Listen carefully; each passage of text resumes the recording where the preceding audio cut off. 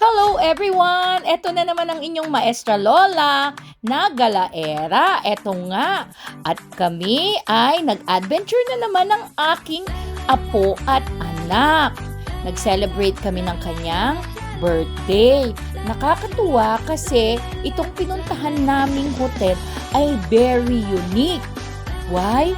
Because of the nature vibe of the hotel. Ang ganda ng lobby.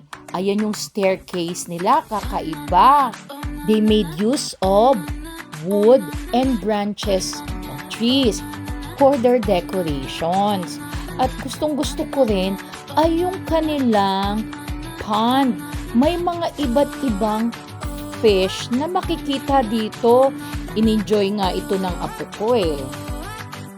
Moving forward, umakyat na kami sa one-bedroom suite namin. Yung apo ko sa katuwaan sa sobrang linis ay nagtanggal ng sapatos bago pumasok. Ang ganda ng living room. Pagkatapos, meron din po itong kitchen at ref. At syempre, ang gustong-gusto ko ay yung magandang view. Tanaw na tanaw mo ang magandang kalangitan at maraming puno.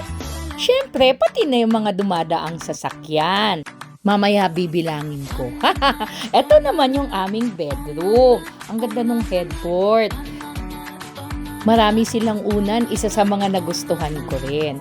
Ito naman yung kanilang comfort room. Talagang for comfort. Bakit? Yung apo ko, tuwang-tuwa kasi may bathtub. May mga napuntahan kasi kami na walang bathtub. Nag-enjoy siya dyan. At yan na nga, binati na namin ang aking anak ng happy birthday. Happy birthday, Mommy! Let's Happy kiss birthday. Lali! Hindi naman si Lali may birthday. Habang bumabati kami sa anak ko, biglang may nag-doorbell. Surprise! How sweet naman. Thank you, Lu! Oh, thank you. There's a cherry, your favorite. Thank you, Mom. Truly one of a kind experience staying at Beaver Hotel. Part 1 pa lang po ito ng aking vlog about Beaver Hotel. If you want to know about their amenities, facilities, prices, please follow my second vlog about this hotel.